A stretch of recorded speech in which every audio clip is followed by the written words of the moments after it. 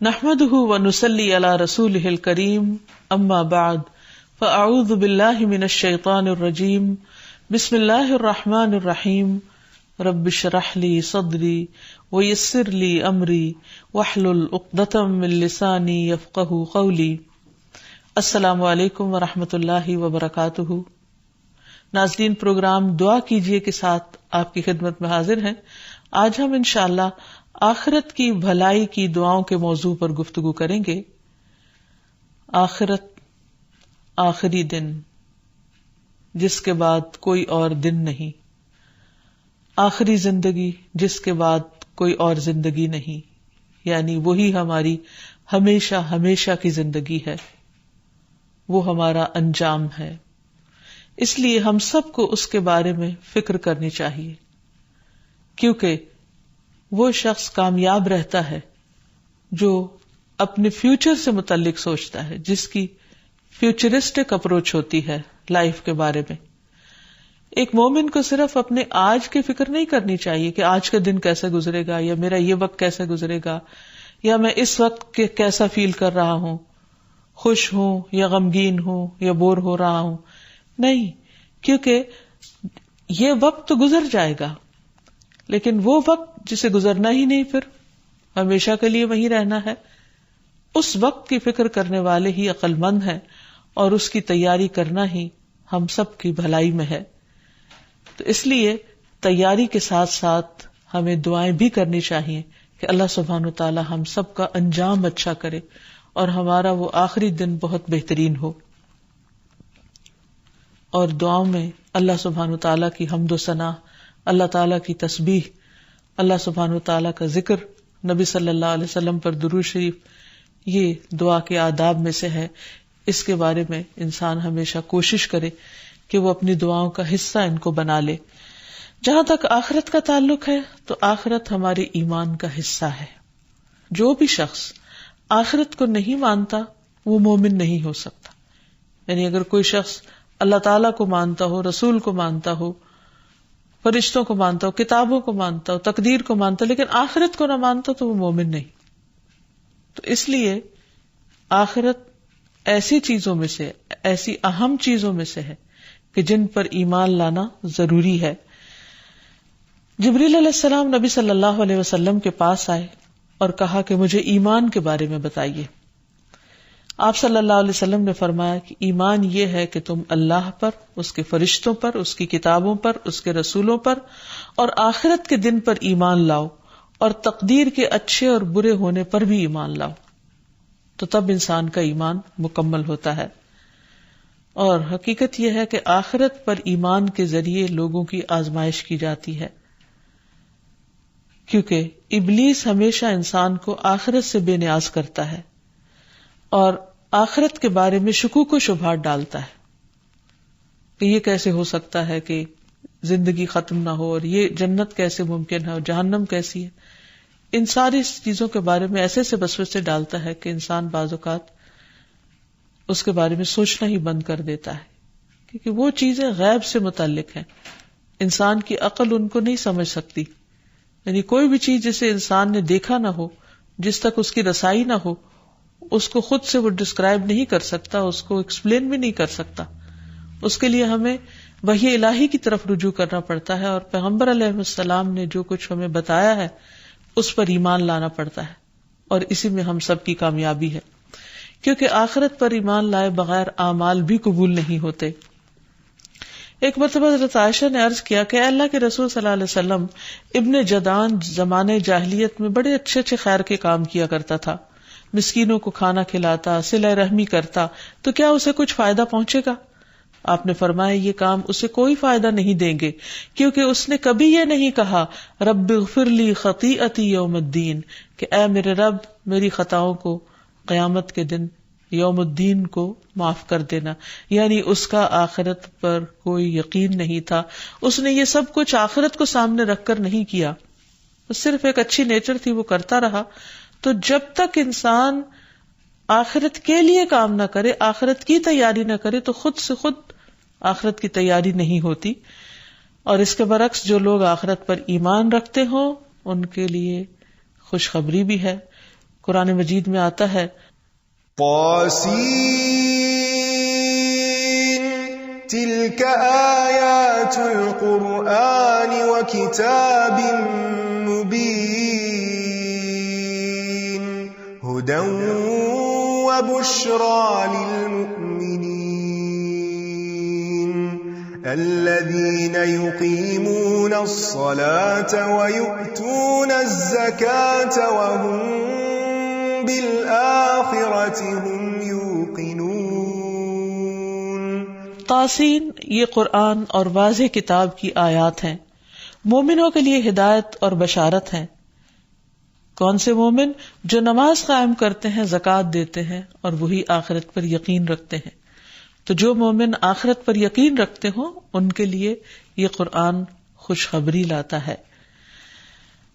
حقیقت یہ ہے کہ آخرت وہی دراصل دار القرار ہے، ہمیشہ کا گھر، ہمیشہ کا ٹھکانہ۔ قرآن مجید میں آتا ہے انما هذه الحیات الدنیا متاع وان الآخرۃ ہی دار القرار۔ یہ دنیا کی زندگی تو معمولی فائدے کے سوا کچھ نہیں۔ یہاں انسان کے پاس قارون کا خزانہ ہو تو بھی وہ کتنا استعمال کر سکتا ہے، کیونکہ بالآخر اسے دنیا سے چلے جانا ہے، اور یقیناً آخرت ہی رہنے کا گھر ہے، اور اصل زندگی آخرت کی زندگی ہے۔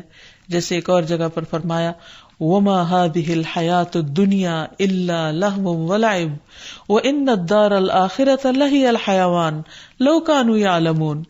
اور دنیا کی یہ زندگی نہیں مگر ایک دل لگی اور کھیل، اور بے شک آخری گھر یقیناً وہی اصل زندگی ہے اگر وہ جانتے ہوتے۔ یعنی ہم سب زندگی اس کو نہ سمجھے، زندگی تو وہ ہے جو کل شروع ہوگی، اور وہاں سے پھر انسان کو کہیں اور آگے نہیں جانا، اور وہاں کی عیش ہی دراصل اصل عیش ہے، اصل زندگی ہے، اور وہاں کی تکلیفیں ہمیشہ کی تکلیفیں ہیں۔ انس بن مالک کہتے ہیں آپ صلی اللہ علیہ وسلم نے فرمایا کہ انصار خندق کے دن خندق کھودتے ہوئے یہ شعر پڑھ رہے تھے نحن الذین بایعوا محمدا علی الجہاد ما حیینا ابدا۔ ہم وہ ہیں جنہوں نے محمد صلی اللہ علیہ وسلم سے جہاد پر بیعت کی ہے جب تک ہماری جان میں جان ہے۔ آپ نے جب یہ سنا تو اس کے جواب میں یوں فرمایا اللہم لا عیش الا عیش الآخرہ فاکرم الانصار والمہاجرہ۔ اے اللہ، آخرت کی زندگی کے سوا اور کوئی زندگی حقیقی نہیں، بس انصار اور مہاجرین پر اپنا فضل و کرم فرما۔ ایک اور روایت میں ہے اللہم ان الاجر اجر الآخرہ فرحم الانصار والمہاجرہ۔ بے شک اجر آخرت کا ہی اجر ہے، اے اللہ انصار اور مہاجرین پر رحم فرما۔ پھر ہمیں یہ بھی یاد رکھنا چاہیے کہ آخرت کے مقابلے میں دنیا کی زندگی بہت چھوٹی ہے۔ ایک انسان زیادہ سے زیادہ اس دنیا میں کتنا جی سکتا ہے؟ 100 سال، اور 100 سال بھی کیسی زندگی ہے، ارذل العمر۔ وہ جینا بدتر جینا ہوتا ہے، کیونکہ اس میں انسان زندگی کی کسی نعمت سے لطف اٹھانے کے قابل نہیں رہتا۔ پھر اس کے بعد قبر کی زندگی ہے، وہ ہزاروں سال پر محیط، اور پھر آخرت کی زندگی جو ہمیشہ ہمیشہ کے لیے۔ تب آپ سوچئے کہ اگر ان تینوں کا باہم مقابلہ کیا جائے، کمپیریزن کیا جائے، تو دنیا کی زندگی تو سمندر میں ڈراپ کے برابر بھی نہیں، اس کی کچھ بھی حقیقت نہیں۔ اس لیے انسان صرف اس دنیا کے لیے نہ جیے، صرف اس دنیا کے لیے ہی کام نہ کرے، صرف اس دنیا ہی کے عیش و عشرت کی خاطر نہ جیے، بلکہ ہمیشہ کی زندگی کو سامنے رکھ کر کام کرے۔ فرمایا قل متاع الدنیا قلیل والآخرۃ خیر لمن اتقی۔ کہہ دیجئے دنیا کا سامان بہت تھوڑا ہے اور آخرت اس کے لیے بہتر ہے جو تقوی اختیار کرے۔ وما الحیاۃ الدنیا الا لعب ولہو وللدار الآخرۃ خیر للذین یتقون افلا تعقلون۔ اور دنیا کی زندگی کھیل اور دل لگی کے سوا کچھ نہیں، اور یقیناً آخرت کا گھر ان لوگوں کے لیے بہتر ہے جو ڈرتے ہیں، تو کیا تم سمجھتے نہیں؟ حقیقت یہ ہے کہ دنیا کی زندگی آخرت کے مقابلے میں ایسی ہے جیسے کوئی سمندر کے کنارے بیٹھا ہوا شخص سمندر میں انگلی ڈبو کر باہر نکالے تو ایک انگلی کے ساتھ کتنا پانی لگ سکتا ہے۔ بس وہ پانی یہ دنیا ہے اور وہ سمندر آخرت ہے۔ اس لیے انسان کو اس سمندر کے لیے فکر کرنی چاہیے، اس کو بہتر بنانا چاہیے، اس کو ایم کرنا چاہیے، اس کو اپنی منزل بنانا چاہیے، نہ کہ انگلی کے ساتھ لگے ہوئے پانی کو جو بہت جلد خشک ہو کر اڑ جانے والا ہے۔ لیکن انسان کی نیچر یہی ہے کہ وہ جلدی ملنے والی چیزوں سے محبت کرتا ہے اور آخرت کو بھول جاتا ہے، جیسے قرآن مجید میں آتا ہے بل تؤثرون الحیات الدنیا والآخرۃ خیر وابقی، بلکہ تم دنیا کی زندگی کو ترجیح دیتے ہو، حالانکہ آخرت بہتر ہے اور ہمیشہ باقی رہنے والی ہے۔ تو اس لیے جو شخص آخرت کو اپنا مطمع نظر بنائے گا اور اس کے لیے کوشش کرے گا وہی دراصل کامیاب ہوگا۔ اور دوسری طرف یہ بھی یاد رہے کہ جو شخص آخرت کے لیے جیتا ہے پھر دنیا کے مسائل اس کو مسائل نہیں لگتے، دنیا کے غم غم نہیں لگتے، دنیا کی پریشانیاں اس کو بہت چھوٹی لگتی ہیں، کیونکہ اسے معلوم ہے کہ یہ سب کچھ بہت جلد گزر جانے والا ہے، ختم ہو جانے والا ہے۔ اور عقل مند وہی ہے جو آخرت کے لیے تیاری کرے۔ ابن عمر کہتے ہیں کہ میں رسول اللہ صلی اللہ علیہ وسلم کی خدمت میں تھا کہ ایک انصاری صحابی آئے، انہوں نے نبی صلی اللہ علیہ وسلم کو سلام کیا، پھر کہا اے اللہ کے رسول، مومنوں میں سب سے زیادہ افضل کون ہے؟ آپ نے فرمایا جس کا اخلاق زیادہ اچھا ہو۔ انہوں نے کہا کون سے مومن زیادہ عقل مند ہے؟ آپ نے فرمایا جو موت کو زیادہ یاد کرتے ہیں اور اس کے بعد کے مراحل کے لیے زیادہ اچھی طرح تیاری کرتے ہیں، وہی عقل مند ہے۔ لیکن آج ہماری دنیا کی نگاہ میں، لوگوں کی نگاہ میں عقل مند کون ہے؟ جو اپنی اس دنیا کو زیادہ سے زیادہ بنانا جانتا ہو اور آخرت کی فکر خواہ کرے یا نہ کرے۔ تو ہمیں آخرت کی تیاری کی فکر لگا لینی چاہیے، کیونکہ وہ دن دور نہیں۔ دنیا کا ایک ایک دن کرتے ہوئے وقت گزرتا چلا جا رہا ہے اور ہمارے پاس کوئی بھی طاقت ایسی نہیں کہ ہم اس وقت کو کنٹرول کر سکیں۔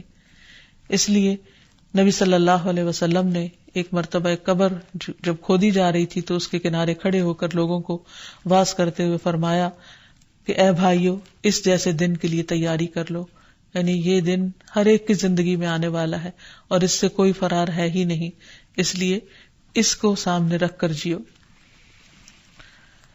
اب یہ ہے کہ جو شخص آخرت کو نہیں مانتا تو اس کے لیے بہت سارے نقصان ہیں۔ ان میں سب سے پہلا نقصان یہ ہے کہ انسان سیدھے رستے سے دور ہو جاتا ہے، کیونکہ جب آپ کو اپنی منزل کا پتہ ہوتا ہے تو پھر آپ اسی راہ کو اختیار کرتے ہیں جو اس منزل تک آپ کو پہنچاتا ہے۔ لیکن جب آپ کے سامنے کوئی ہدف ہی نہیں، کوئی ٹارگٹ ہی نہیں، کوئی منزل ہی نہیں، کوئی مقام ہی نہیں جہاں تک آپ کو پہنچنا ہے، تو پھر آپ ادھر ادھر بھٹکتے رہتے ہیں۔ تو اسی لیے اللہ تعالیٰ فرماتے ہیں وَإِنَّ الَّذِينَ لَا يُؤْمِنُونَ بِالْآخِرَةِ عَنِ الصِّرَاطِ لَنَاكِبُونَ، اور بے شک وہ لوگ جو آخرت پر ایمان نہیں رکھتے یقیناً اصل راستے سے ہٹے ہوئے ہیں۔ پھر اسی طرح ایسے لوگوں کو اللہ کی بات بھی سمجھ میں نہیں آتی، یعنی جو آخرت کو نہیں مانتے وہ قرآن مجید کو بھی سمجھ نہیں پاتے۔ ان کے سامنے جب قرآن کی کوئی آیت پڑھی جاتی ہے تو وہ اس کو سمجھ نہیں سکتے۔ قرآن مجید میں آتا ہے وَإِذَا قَرَأْتَ الْقُرْآنَ جَعَلْنَا بَيْنَكَ وَبَيْنَ الَّذِينَ لَا يُؤْمِنُونَ بِالْآخِرَةِ حِجَابًا مَسْتُورًا، اور جب آپ قرآن پڑھتے ہیں تو ہم آپ کے اور ان لوگوں کے درمیان ایک مخفی پردہ حائل کر دیتے ہیں جو آخرت پر ایمان نہیں رکھتے، یعنی انہیں پھر بات سمجھ ہی نہیں آتی۔ پھر ایسے لوگوں کے لیے عذاب اور گمراہی چسپاں ہو کر رہ جاتی ہے۔ اللہ تعالیٰ فرماتے ہیں بل الذین لا یؤمنون بالآخرۃ فی العذاب والضلال البعید، بلکہ جو لوگ آخرت پر ایمان نہیں رکھتے وہ عذاب اور بہت دور کی گمراہی میں مبتلا ہیں۔ ایسے لوگوں کے اعمال بھی ضائع ہو جاتے ہیں، یعنی دنیا میں رہ کر وہ جو چیریٹی کے کام کرتے ہیں یا لوگوں کی خدمت کرتے ہیں یا اور جو بھی اچھے اچھے کام کرتے ہیں اس کا کوئی اجر ان کو آخرت میں نہیں ملے گا۔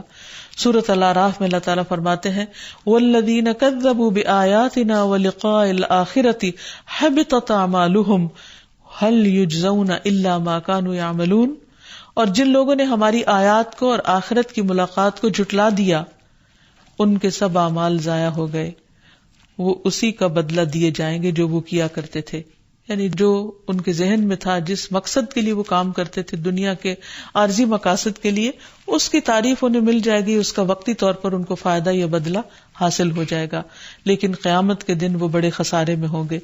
اللہ تعالیٰ فرماتے ان الذین لا یؤمنون بالآخرۃ زینا لهم اعمالهم فهم يعمهون اولئك الذين لهم سوء العذاب وهم في الآخرة هم الأخسرون.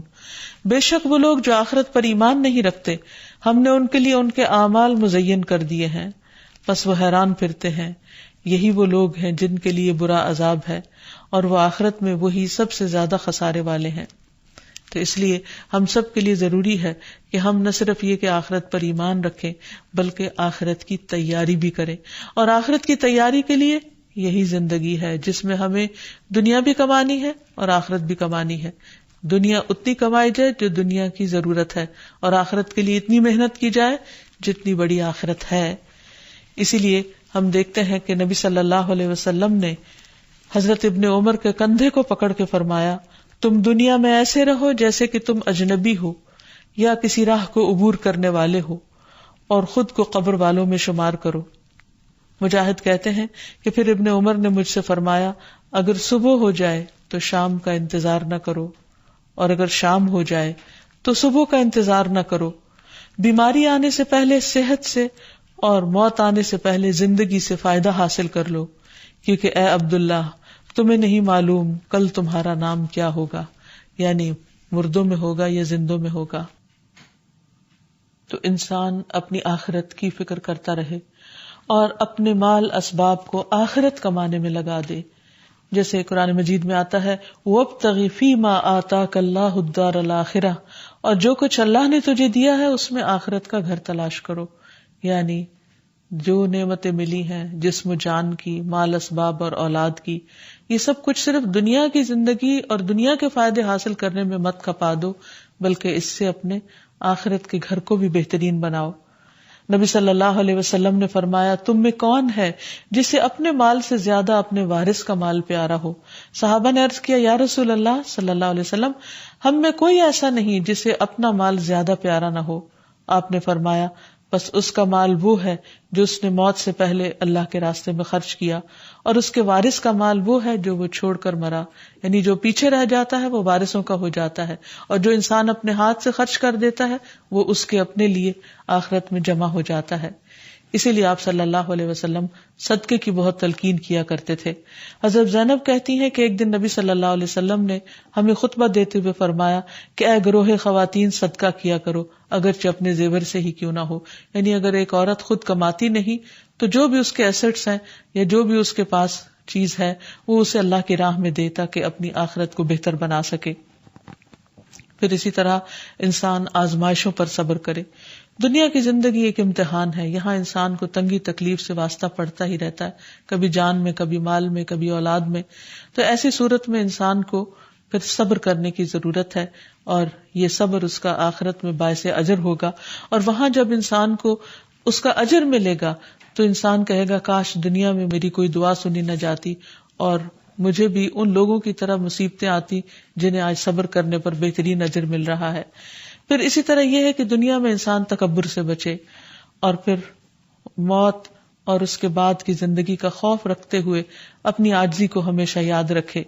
پھر اسی طرح یہ ہے کہ آخرت کی یاد کے لیے قبروں کی زیارت کرتا رہے. رسول اللہ صلی اللہ علیہ وسلم نے فرمایا میں نے تمہیں قبروں کی زیارت سے منع کیا تھا، یعنی ابتدا میں.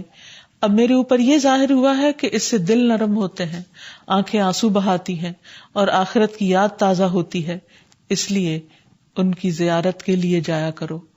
تو جو انسان آخرت کی فکر کرتا ہے اور اس کی تیاری کرتا ہے وہ اپنے ہی فائدے کے لیے کرتا ہے، اور اس کے ساتھ ساتھ تیاری کے ساتھ ساتھ انسان کو دعا بھی مانگنی چاہیے، اور اس میں دنیا اور آخرت دونوں کی بھلائیاں ساتھ ساتھ مانگنی چاہیے، جیسے کہ نبی صلی اللہ علیہ وسلم نے بھی ہمیں سکھایا. اور خود قرآن مجید میں بھی دعا آتی ہے ربنا آتنا فی الدنیا حسنۃ وفی الآخرۃ حسنہ وقنا عذاب النار، کہ اے اللہ ہمیں دنیا میں بھی بھلائی عطا فرما اور آخرت میں بھی بھلائی عطا فرما اور آگ کے عذاب سے بچا. پھر اسی طرح میدان حشر کو ذہن میں رکھتے ہوئے دعا کرنا ربنا لا تزغ قلوبنا بعد اذ ہدیتنا وہب لنا من لدنک رحمہ انک انت الوہاب ربنا انک جامع الناس لیوم لا ریب فیہ ان اللہ لا یخلف المیعاد. اے ہمارے رب ہمارے دل ٹیڑھے نہ کر اس کے بعد کہ تو نے ہمیں ہدایت دی، اور ہمیں اپنے پاس سے رحمت عطا فرما، بے شک تو بے حد عطا کرنے والا ہے۔ اے ہمارے رب، بے شک تو سب لوگوں کو اس دن کے لیے جمع کرنے والا ہے جس میں کوئی شک نہیں، بے شک اللہ وعدے کی خلاف ورزی نہیں کرتا۔ پھر اس دن کی رسوائی سے بچنے کے لیے دعا کرنی چاہیے۔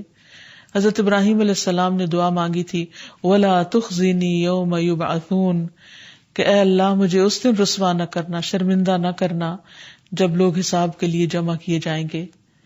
ایک اور دعا میں آتا ہے، ربنا وآتنا ما وعدتنا علی رسلک ولا تخزنا یوم القیامہ انک لا تخلف المیعاد، اے ہمارے رب ہمیں عطا فرما جس کا وعدہ تو نے ہم سے اپنے رسولوں کی زبانی کیا، اور ہمیں قیامت کے دن رسوا نہ کرنا، بے شک تو وعدے کی خلاف ورزی نہیں کرتا۔ انسان دنیا کی رسوائی سے بھی کس قدر گھبراتا ہے، اور قیامت کے دن تو ساری مخلوق جمع ہوگی، اور اس وقت اگر انسان کے عیب اور چھپی ہوئی باتیں سامنے آئیں تو انسان بھاگ کر کہاں جا سکتا ہے۔ اور پھر اسی طرح آخرت کی بھلائی جمع کرنے کے کلمات بھی ہمیں سکھائے گئے۔ رسول اللہ صلی اللہ علیہ وسلم کے پاس جب کوئی شخص اسلام قبول کرنے کے لیے آتا تو آپ اس کو یہ دعا سکھاتے، اللہم اغفر لی وارحمنی وارزقنی، اے اللہ مجھے بخش دے اور مجھ پہ رحم فرما اور مجھے رزق عطا فرما۔ پھر اسی طرح آخرت میں عافیت پانے کی دعا ہے، اللہم انی اسألک فی الدنیا والآخرہ، اللہ دنیا اور آخرت میں تو ہمیں عافیت میں رکھ۔ پھر اللہم انی اعوذ بک من ضیق الدنیا و ضیق یوم القیامہ، اے اللہ میں تیری پناہ مانگتا ہوں دنیا کی تنگی سے اور قیامت کے دن کی تنگی سے۔ پھر اسی طرح صبح و شام کی دعاؤں میں بھی انسان اپنے آخرت کی طرف لوٹنے کی دعا کرتا ہے اور اس کی بہتری کی، اللہم بک اصبحنا و بک امسینا و بک نحیا و بک نموت و الیک النشور، اے اللہ ہم نے تیرے نام کے ساتھ صبح کی، تیرے نام کے ساتھ شام کی، تیرے نام کے ساتھ ہم جیتے ہیں، تیرے نام کے ساتھ ہم مرتے ہیں، اور تیرے ہی پاس ہمیں واپس پلٹ کر جانا ہے۔